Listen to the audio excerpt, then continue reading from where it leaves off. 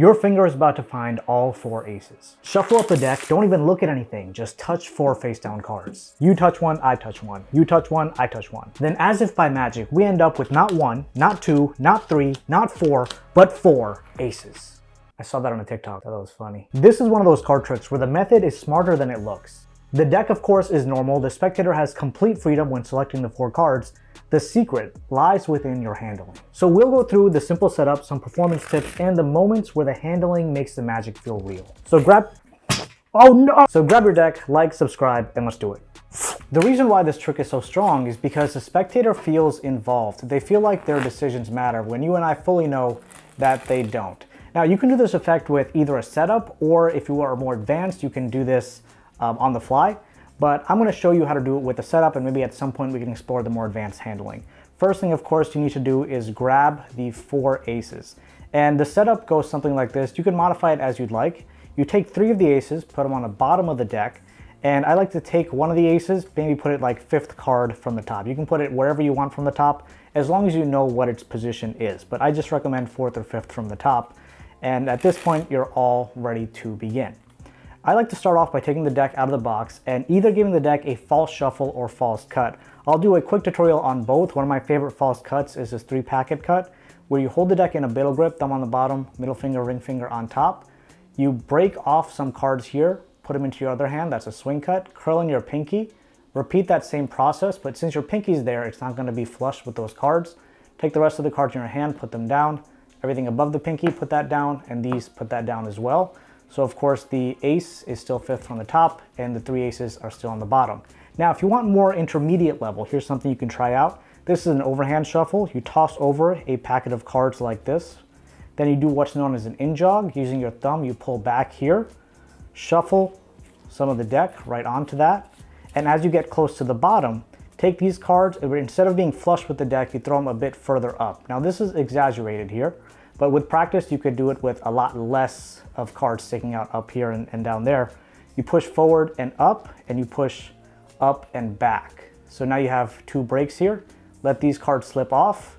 You can do a couple of shuffles with this packet.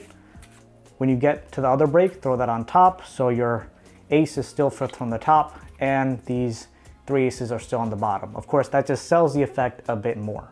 Now let's get into the magic. You can create any type of pattern you want, but here's something I can recommend. Have them put out their finger like this and give the deck a touch as you spread the cards out. This is what's going to give them the magic touch. Now, any card they touch is going to become an ace. And you can give an example. Have them go ahead and touch the back of any card that they want. Let's say they touch this one. Again, just touch. They're not taking it out and taking a look at it. Let's say they touch the back of this card. You take this card and you put it face down right here in front of you. Now you say, okay, I need you to touch my finger with your finger. So the same finger they used to touch the card, they touch your finger, and you say, okay, now you've given me the magic touch. You go ahead and touch your ace that's close to the top of the deck. So of course yours is 1, 2, 3, 4, 5th card from the top. You touch that, pull it over, put it on top of the spectator selected card. Obviously your card's the ace, their card is just some random card, but you have those 2 cards there. Now you tell the spectator to repeat that. You touch their finger back, giving them their magic touch back, and let's say they touch the back of this one, you pull it out and put it on the bottom of this packet, not on top, on the bottom of this packet, and you're gonna do the final touch, have them give you the touch back, touch one of the cards on the bottom. I'd recommend the 3rd card from the bottom. You take that and put that on the bottom of this packet, so now you have these 4 cards here, square up the rest of the deck, put it off to the side, and you have 4 cards. Now, obviously this is not something you're gonna do, but just to show you, we have 1 ace on the bottom, 2 cards, 2 random cards in between, and the other ace on top. So those are the order of the cards. Now this is where you really need to practice. As you're showing off these 4 cards, you're gonna need to grab a break above the bottom 2 cards. And this is a bit difficult. So the move that I'd recommend learning is called the buckle. What you do is you hold the deck like this, your 4 fingers are here, your index finger is on top, right at this corner, your thumb is on top of the deck, right? So 4 fingers on the side, index finger on top near the corner, and thumb is actually on top of the deck. What you do is you pull in and squeeze. So using your index finger, you push down and squeeze. What this does is on this end, it has the cards stick out like this. you're gonna need to take your pinky finger as these cards are sticking out and grab a break above the bottom 2 cards and then let everything else square up. So you have a break right above the bottom 2 cards. That's gonna take a bit of practice, so I recommend just practicing this and doing that. And of course, as you do this, right, you can clearly see something's going on here. So I'd highly recommend strong misdirection as you're doing the move and grabbing that break. So you're showing this off, you grab a break right underneath, or right above the bottom 2 cards. Then you're gonna shift the break and it's gonna become a thumb break. So you take the deck and you're transferring the break from here to here like this. So you're holding now a break right underneath, or right above, sorry, the bottom 2 cards. If you're not comfortable doing that, you can always hold the deck like this and just riffle count like that, and you have a break there as well. Whatever is more comfortable, I just think the buckling method is a bit more fun to do and it has a lot more uses than doing something like this. And of course you can do it with one hand. Now, you've had the break above the bottom 2 cards, said it correctly that time. You're gonna grab these 4 cards. Now using this deck, and by the way, you're holding it in a biddle grip again, thumb on the bottom, middle finger, ring finger up top, and you would make sure no one sees this break here. You push over the top card like this, and using this deck, you turn it over, showing the first card selected was the ace. Now you're gonna take this ace and stick it in the center of the deck like this. As you're sticking this in the center, you're gonna drop these 2 cards on top of the rest of the packet. So one more time, you turn this over, you say there's ace number 1, you put it in the deck like so. As you're doing that, you drop these 2 cards on top of the packet. So you say that's ace number 1.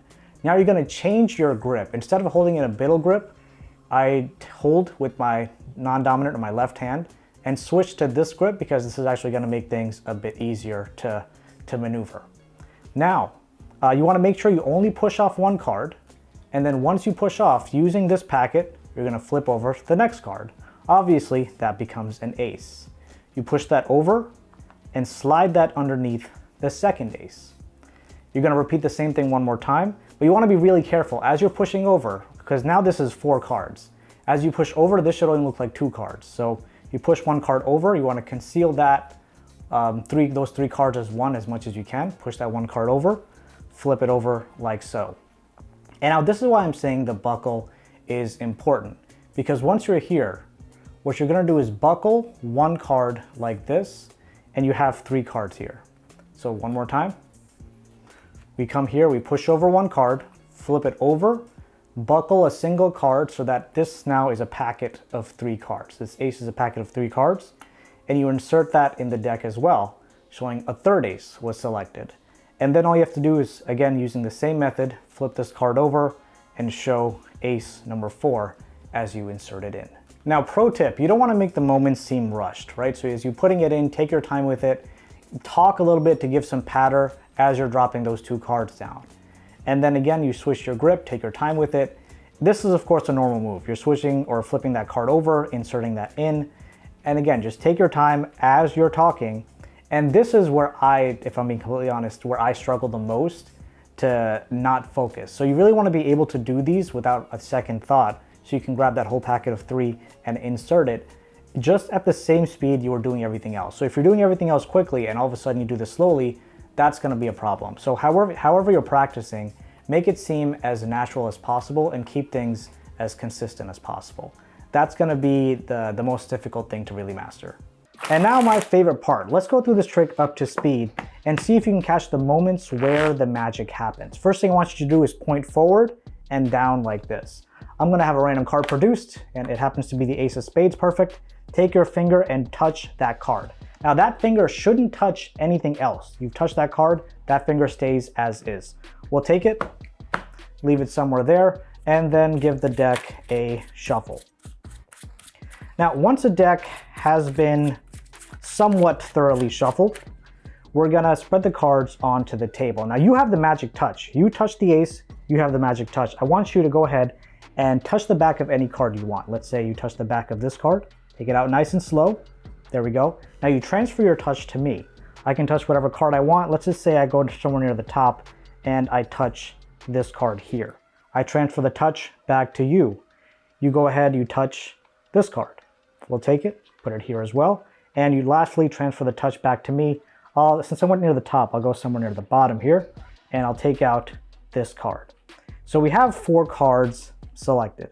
Of course, ideally, we'd want your magic touch to work, and these 4 cards would be the 4 aces, but there's only one way to know for sure, and that's to look at every single card. So first card we have here is an ace. Of course, that is a good sign. Things are looking good. Second one is an ace as well. All right, we're 2 for 2. This is where it can get tricky.